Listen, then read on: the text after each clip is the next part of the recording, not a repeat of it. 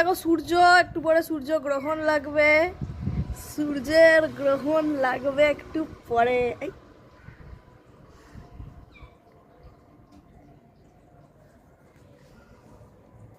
এখনো লাগেনি।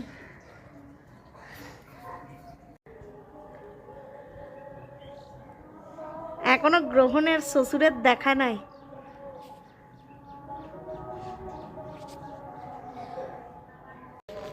সাদা কালো সাদা হলো আর বাঘিনী আর লক্ষ্মী। চলো সবাইকে দেখে নাও। সাদা কালো সাদা হলো, এখানে সাদা হলো শুয়ে আছে, ওখানে সাদা কালো, আর এখানে বাঘিনী, আর ওখানে লক্ষ্মী।